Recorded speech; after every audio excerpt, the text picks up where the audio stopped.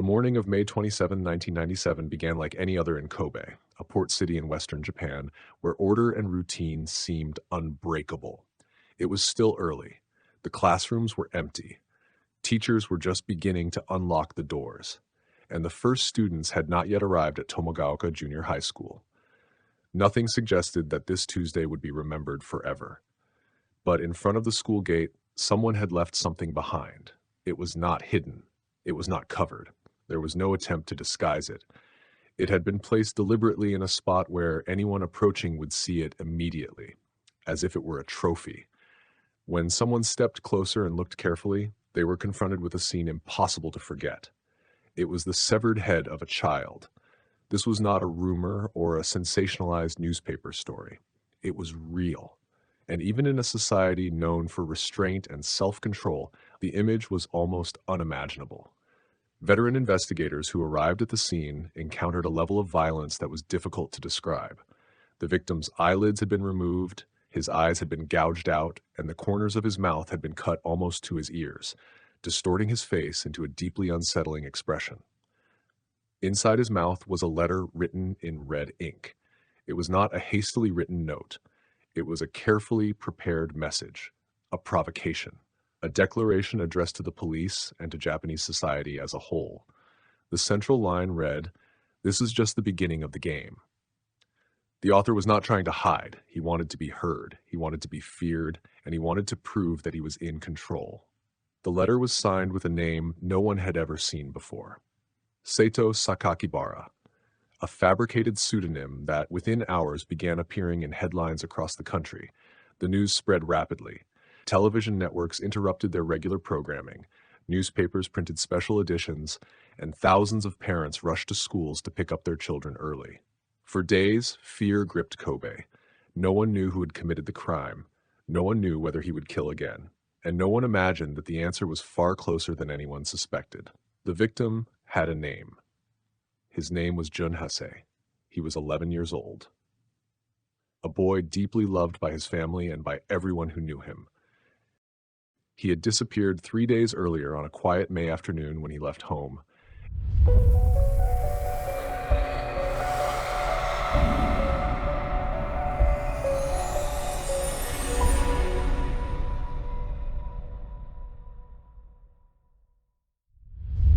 And no one had any reason to believe he would never return. During those 3 days, his parents and neighbors searched desperately. They walked through streets, parks, and nearby paths. They called his name again and again, unaware that while they still clung to hope, their son had already been murdered, and that someone had chosen to turn his death into a message for an entire nation. Police examined the letter and analyzed its language carefully. The writing was precise, the vocabulary was unusually sophisticated, and the confidence with which the author challenged authorities led many investigators to believe they were dealing with an adult. Perhaps someone experienced. Perhaps someone profoundly disturbed. But that theory was wrong, because the person responsible was not the external monster many imagined.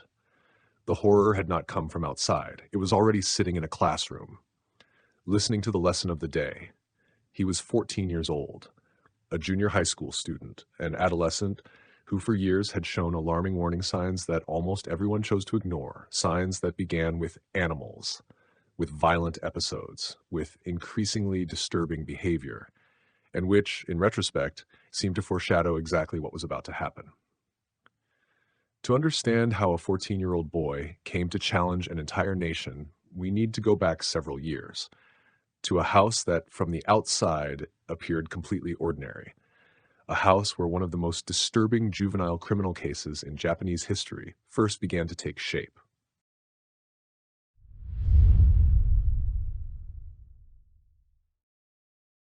For those who observed the Azuma family from the outside, there did not seem to be anything out of the ordinary. They lived in the Suma district in Kobe. The father spent much of his time working. The mother took care of the home and the education of their 3 children. At first glance, they projected the image of an orderly and respectable family. But behind that appearance, there was an environment marked by strict discipline and constant pressure to meet very high expectations. The eldest of the three siblings was born on July 7th, 1982.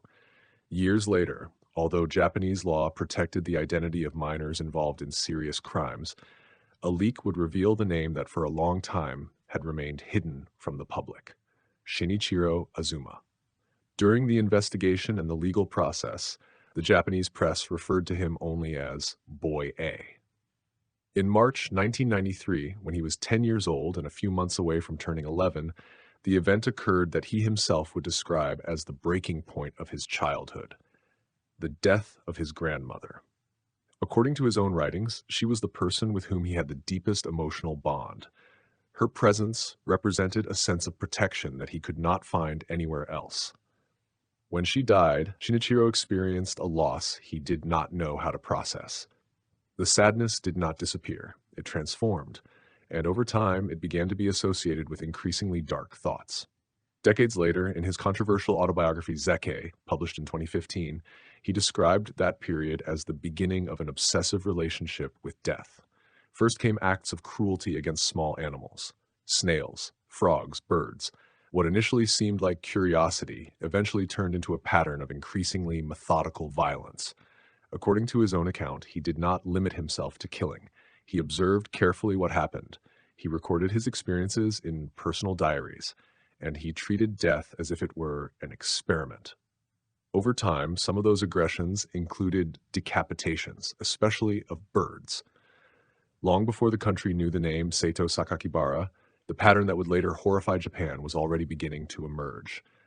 But what was most disturbing was not only the violence, it was what that violence began to produce in him. According to his own testimony, the suffering of animals stopped causing rejection and began to generate an intense sensation of excitement and relief, pain, death, pleasure.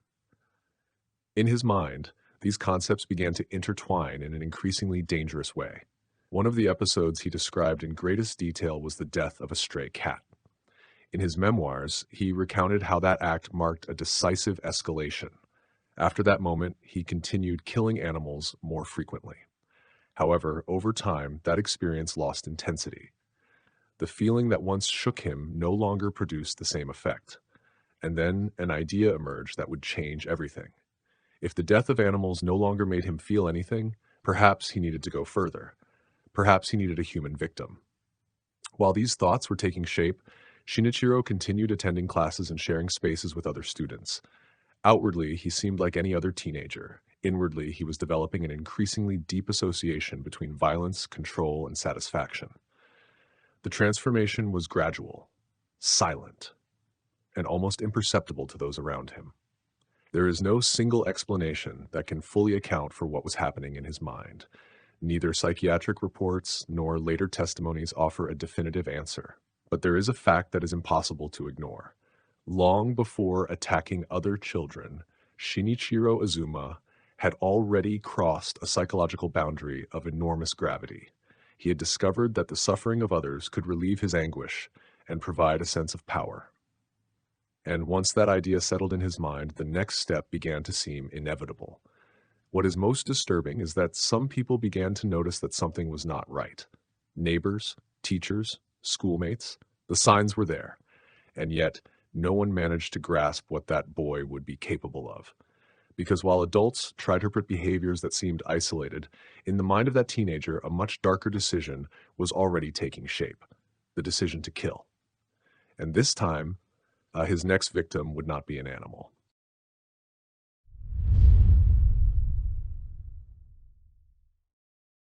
When a tragedy of this magnitude shakes an entire society, the question inevitably arises: could it have been prevented? In the case of Shinichiro Azuma, that question continues to resonate to this day. Because when reconstructing the sequence of events, it becomes clear that the warning signs did not appear suddenly. They had been there for years, and several people had seen them. Teachers, neighbors, schoolmates, even some of his future victims. In junior high school, his behavior was already a cause for concern. He hit younger students, he destroyed other people's belongings, and he reacted with disproportionate aggression to minor conflicts. These were not isolated incidents. It was a sustained pattern of violence. Among the children who suffered his attacks was Jun Hase, Long before becoming the victim that would shock Japan, Jun had already been assaulted by him. He was 11 years old. He was the best friend of Shinichiro's younger brother, and according to various reconstructions of the case, he continued greeting him with the same friendliness even after having been beaten. That gesture, far from calming him, seemed to intensify the obsession he developed toward him. Warnings also came from the neighborhood. Neighbors reported mutilated animals. Teachers recommended a psychological evaluation, and yet none of these signs led to an effective intervention. The professional help that several adults considered necessary never arrived in time. The first documented attack against a human being occurred on February 10, 1997. That day, Shinichiro used a blunt object, described in different sources as a short rubber pipe, to strike a primary school girl on the head. The girl survived, and she was able to provide a detailed description of her attacker. Her father, convinced that the perpetrator was a junior high school student, went to Tomogaoka Junior High School and requested to review the school yearbook in order to identify him. The school refused, citing student privacy. The man filed a complaint with the police, but the investigation did not progress quickly enough, and the attacker remained at large. A month later, the danger became impossible to ignore. On March 16, 1997, Shinichiro repeated a method that combined deception and violence. He approached young girls with an apparently innocent question. He asked them where he could find a restroom to wash his hands. When they turned away to help him, he attacked.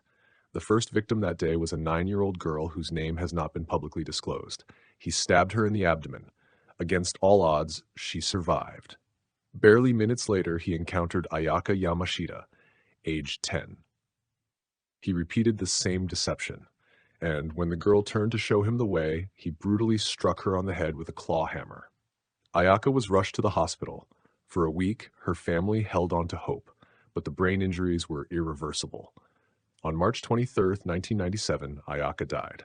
While her parents faced an unbearable loss, Shinichiro wrote in his diary that the news had given him a sensation of intense satisfaction.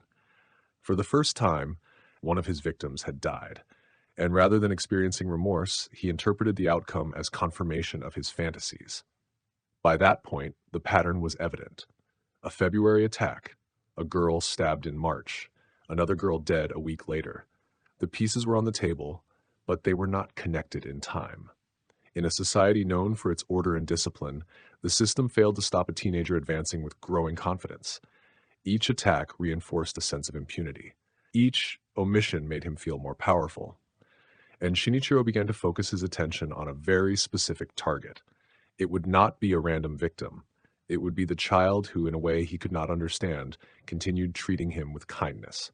Little Jun Hase, the victim who would close the circle, and the name that would become forever linked to the most disturbing juvenile criminal case in modern Japanese history.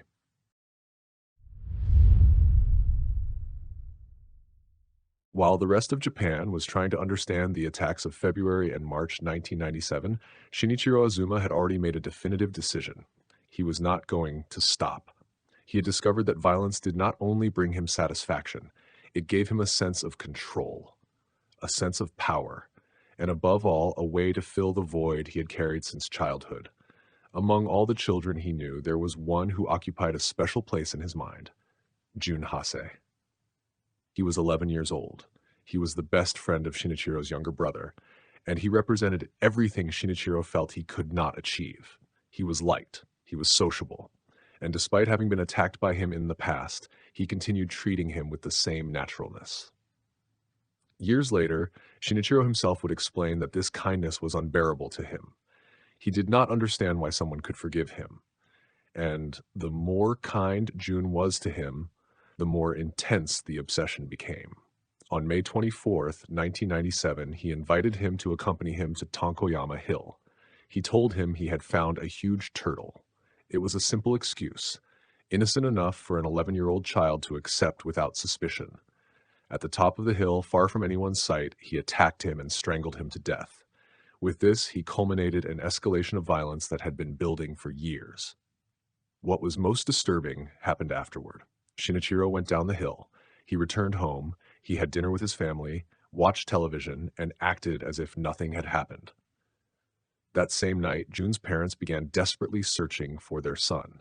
Neighbors and friends joined the search. Among the families closely aware of that anguish was Shinichiro's as well. For 3 days, while the entire neighborhood tried to find the missing boy, he remained silent. The secret stayed buried on the hill until the early morning of May 27th. Then he returned to Tankoyama with a bow saw he had previously acquired. He took it with him for a specific purpose. He decapitated Jun's body, placed the head in a bag, and made his way to Tomogaoka Junior High School, the same school he attended every day. He did not want to hide his crime. He wanted to display it. He wanted to turn it into a message. Upon arriving, he placed the head in a clearly visible location at the entrance. Inside the mouth, he left a letter written in red ink. It was not just a confession. It was a declaration of war, an open challenge to the police, to schools, and to Japanese society as a whole. On the morning of May 27, 1997, the discovery caused a national shock. What had until then seemed like a series of unrelated attacks took on a far more terrifying dimension. Kobe ceased to be only a city trying to rebuild after the 1995 earthquake. It became the scene of the most disturbing juvenile crime in modern Japanese history. Days later, the Kobe Shimbun newspaper received a second letter. In it, the author corrected the pronunciation of his pseudonym, Seito Sakakibara, and expressed his deep resentment toward the Japanese educational system, which he described as a structure incapable of understanding those who felt invisible. He was not seeking remorse. He was seeking to be heard, to be recognized, to become the center of attention he had always desired. The police intensified the analysis of the letters, handwriting, and language used. They compared those texts with school essays and testimonies from people close to the case. Each new clue pointed in the same direction, and they all led to the same name. On June 28, 1997, Kobe police arrested Shinichiro Azuma. In his room, they found personal diaries, detailed writings about his attacks, and various audio-visual materials related to his obsession with violence. The evidence confirmed what few could accept. The perpetrator of the crime that had paralyzed an entire country was not an adult. He was a 14-year-old teenager. But the arrest did not bring immediate relief, because the next question was even more disturbing. What happens when the person responsible for such a brutal crime is legally only a minor?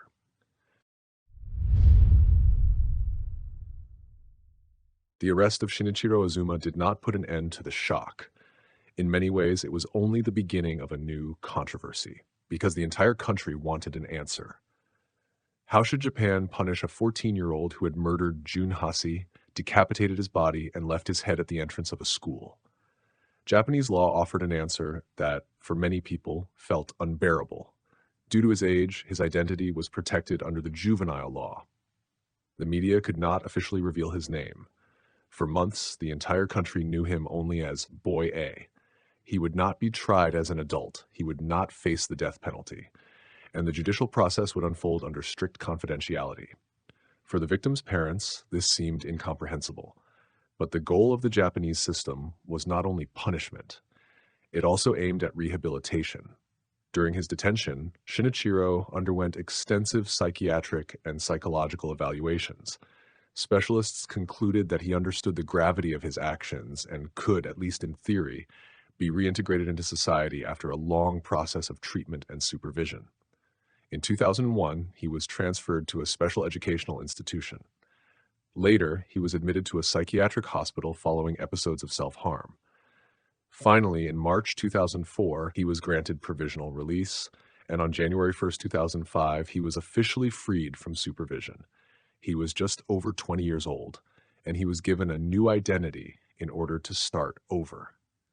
While he attempted to rebuild his life, the victims' families continued living with an absence that could never be repaired. Civil courts ordered his parents to pay substantial compensation to the families of Jun Hase and Ayaka Yamashita. But no financial compensation could ever restore what had been lost. For years, silence seemed to take hold. The country stopped hearing about Boy A. Many assumed he had disappeared forever into the anonymity granted by Japanese law. However, in 2015, he reemerged in the public sphere. That year, he published Zeke, an autobiography in which he described with stark detail his childhood, his violent fantasies, and the crimes he had committed. The book became a publishing phenomenon and sparked deep outrage. For some, it was an attempt to explain the inexplicable. For others, it was proof that he was still gaining notoriety through the suffering of others. Jun's father publicly expressed his pain. For years, he had received letters of apology, but the publication of the book forced him to question whether that remorse had ever been genuine or whether it had all been part of a new search for attention. In the years that followed, Shinichiro maintained occasional contact with the media and continued living under different identities. His exact whereabouts have not been publicly confirmed, and much of the official case documentation was destroyed under Japanese juvenile record laws. In 2024, the mother of the perpetrator gave new statements describing once again the impact the case had on her own family. Her words drew criticism for the limited attention given to the victim's suffering, and in May 2025, Mamoru Hase, Jun's father, again called for the author to reveal his identity and publicly confront the moral responsibility for his actions. To this day, that request has received no response. Decades have passed since that morning when a head appeared at the entrance of a school in Kobe. But the questions remain unchanged. Can someone who committed such a crime in adolescence ever be rehabilitated? Should the right to anonymity outweigh the victim's right to answers? Is it possible to start over after causing such irreversible pain? The case of Boy A did not only leave behind a scene of horror, it also left a debate that continues to divide Japan. Between justice and rehabilitation, between punishment and forgetting, between the need to protect a minor and a society's right to remember. And perhaps that is the most unsettling part of the entire story, that somewhere in Japan, the teenager who once terrorized a nation may have built an apparently normal life, while the families of Jun Hase and Ayaka Yamashita continue living with a void that will never disappear, because some crimes end when the perpetrator is arrested, and others, like this one, remain open in the memory of those who survived.